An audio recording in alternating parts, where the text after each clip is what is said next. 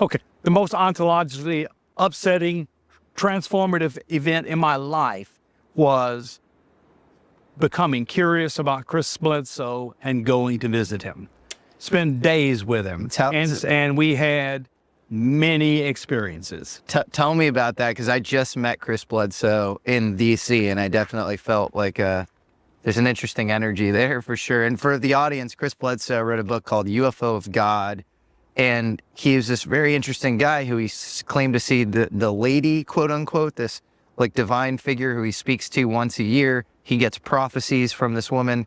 All of this you could easily write off as total quackery if the lady wasn't in all sorts of, wasn't all throughout NASA and other sort of, interesting agencies when it comes to, her being depicted. And then very high up person at the CIA, Jim Semivan, visiting Chris Bledsoe right after he gets his sort of prophecies and taking a deep interest in him, along with Tim Taylor, who is a NASA mission controller. It seems like there's a way in which the information that Chris Bledsoe is getting is comporting with sensitive information that the government actually has. And so that's why people are so interested in what he's sort of saying. So yeah, Okay, so I began to see all sorts of stuff that I told you about earlier, photos and other things that said UAP are here. Yeah. So I grew curious. Yeah.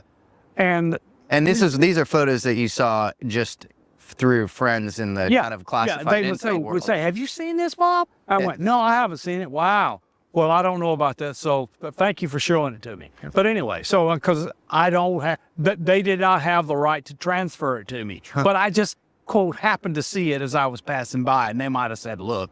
Anyway, so I became curious because it heated up.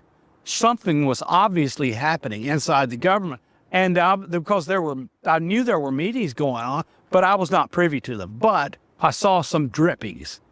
So I became curious. So the person that I decided could teach me about all these UFO nuts was Richard Dolan, who wrote 2 volumes on UFOs and the national security state. I am a denizen of the national security state. So I figured, okay, I'll go to this guy and figure stuff out. So I built a working relationship with Richard, read his books, and then he interviewed Chris Bledsoe in 4 one-hour segments. And by the end of it, I was done. I had to go visit. I'm in Blacksburg, Virginia. Chris is over in North Carolina. He's 2 hours from me. So I wrote him and said, Chris, I'm a scientist.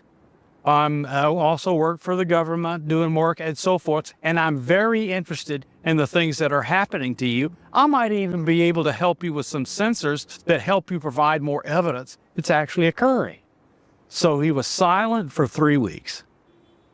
And then he said, hey, Bob, thank you for your offer. I've decided you can come over. So I went over and I stayed 4 days. 3 days, it rained. The 4th day, we had a clear night. So for 3 days, he told me every secret thing that's happened to him. It's unreal. All that stuff in the book and more, he told me while I was in his home, visiting with his family. And so on the last night, it was clear. He says, oh, it's going to be clear tonight. We can do sky observing. And I saw this look come over his face. It was like he was in trance and communicating with whatever his entranced state was. And he says, okay, we should go outside. So we went outside, we stood for a minute, and there were these little things that were going off like flashbulbs in the skies and in the trees. And I goes, what in the heck is that? Well, my brain was going, that's an electromagnetic pulse. I bet I could detect that. My mind was going. But I was totally engaged and focused.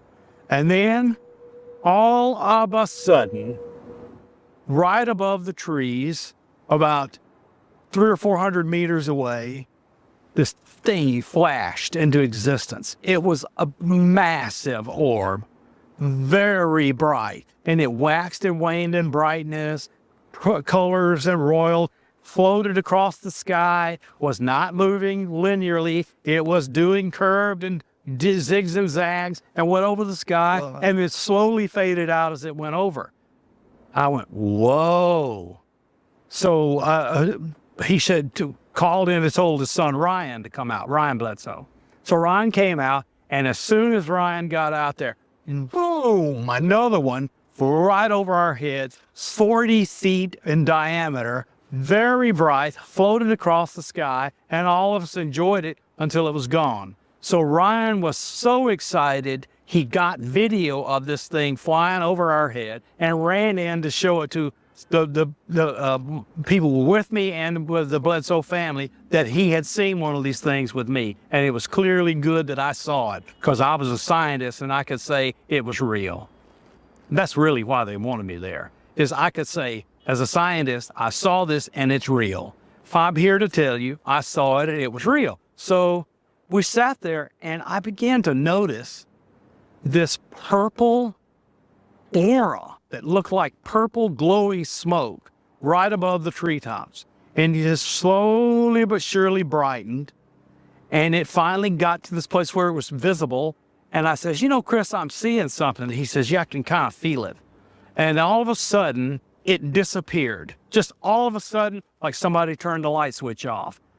And without missing a beat, Chris said, okay, they're gone now, and we can go inside. I went, whoa, that's telepathy or something. It says, that's just wild. So we went inside. We finished our visit, pleasantries, hugs, all of that stuff, and I went home. And they followed me home. Whoa. Like almost everyone who has a serious experience with him, they follow you home. Whoa. I saw them regularly. Things would show up in my yard. I had this video of a triangle of orbs going up and down, making sure my security camera got it. And I wondered if they were bugs, which is naturally what you'd think is an IR is illuminating bugs. So I decided to turn the security camera on, long record, go out through the carport and come around and see. And I went out through the carport, came around the corner, and I could see them with my naked eye. It had nothing to do with the IR. And they were just sitting there doing this on a triangle. And as I turned around the corner, they took off and went straight up. Wow. Okay, so you will find that I am the next to last incident in his book, UFO of God. Okay, and he told me while I was there that Jim Semivan said, oh, yeah, you should let Bob in. This should be interesting. So Jim Semivan opened the door for me. Interesting. That's so wild. So what do you think, why do you think somebody who's so high up at the CIA like Jim Semivan, seems like a really smart, awesome guy, why would he be interested in Chris Bledsoe? Because, yeah, what do you think? Jim has now talked publicly, so I don't mind saying he had experiences of entities in his room with his wife, and they were not pleasant experiences. Yeah. So that traumatized him and his wife, and so he became interested in finding out answers. And then he heard about Chris Bledsoe and knew enough traditional texts in Latin, Roman, Greek, whatever, to show this lady stuff is real. It's in the church and so forth. Do you have a sense of what the lady stuff is? Because I believe part of the Chris Bledsoe prophecy is that because he sees her every Easter. He goes out to this one little place next to his property and talks to her. And I think it's something like Easter of 2026, we're going to have some important event happen. Do you know about this? So, and I have a real story to tell about that too. Okay. He sees missiles being fired at the country of Iran while he is observing the event, including some astronomical events that are in the sky over the top of the pyramids at Giza. From the astronomical event, astronomers have calculated that date. Okay, so he doesn't know whether it was a vision or he was transported in time, but the entities intervene to stop the bombs from landing. Wow. That's what he sees. Now, how do I know that anyone takes any of this seriously? Here's how I know. Grant Cameron visited, who's a well-known UFO person. Yep. Written many books on the experience of the phenomenon and so forth. Yeah. He went and visited Chris. And Chris shared a picture with him that Grant put up on his Facebook page. So I saw the picture.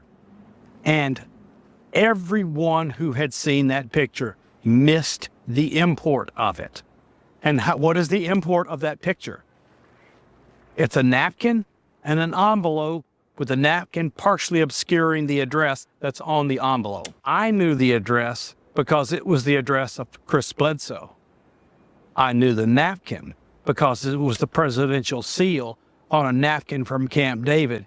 There's only one way you can have that napkin, because it's a crime to copy the presidential seal. There's only one person that can get you to Camp David.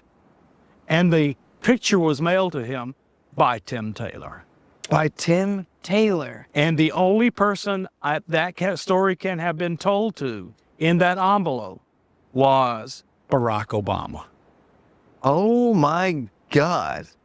The letter to me is ironclad proof that Chris's story was taken all the way to Barack Obama. Via Tim Taylor. Yes. What? Yeah. So this is crazy. And you're sure that seal and that... You can't copy it. The Secret Service and others will come and get you. Oh my God. And that Grant and others have not been slapped around for doing it, so the napkin was legit.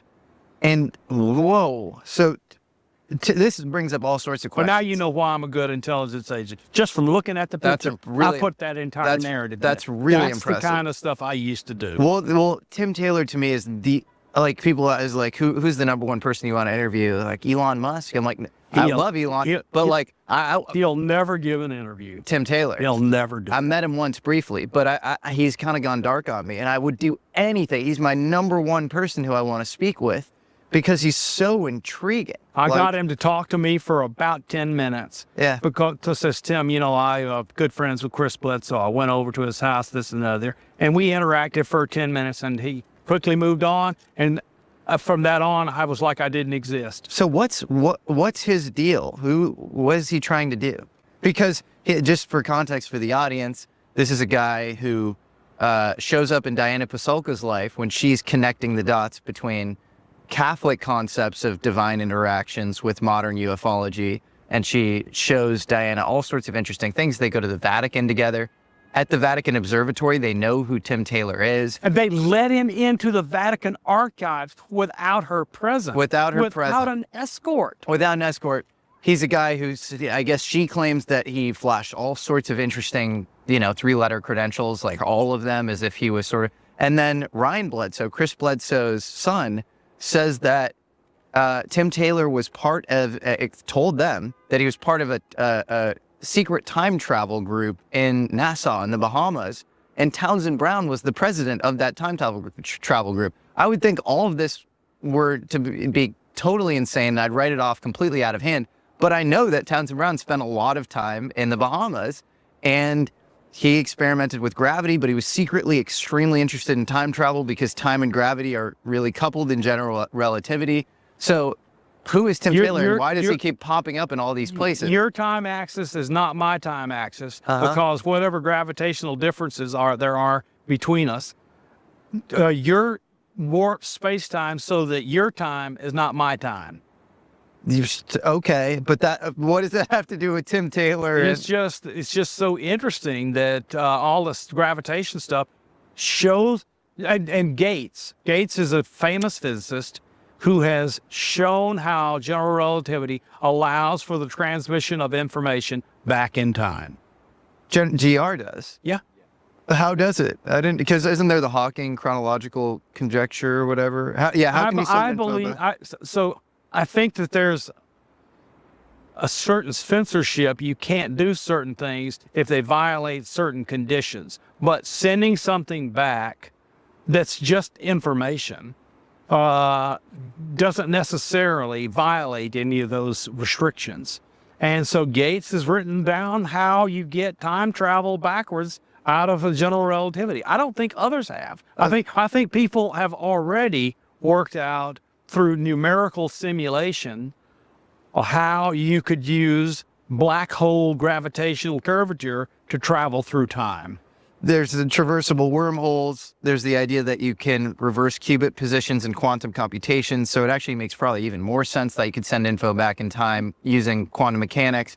But all of this is interesting. But like, what about Tim Taylor? Tim Taylor is a NASA mission controller who has access to the president of the United States. And done miraculous work in orthopedic instruments. Vivek's biotechnology. It's the made it $100 million on it. So who is he? I don't know the answer. Because how are you a NASA mission controller, a biotech entrepreneur? You're telling Diana Pasulka you're part of a secret space program and you're getting sort of orders on high from places that like even your immediate superiors don't understand that you're part of a secret space program. Don't have 3 letters. Yeah. He worked for the Hammer. That's the story. And no one that I know knows who the Hammer is.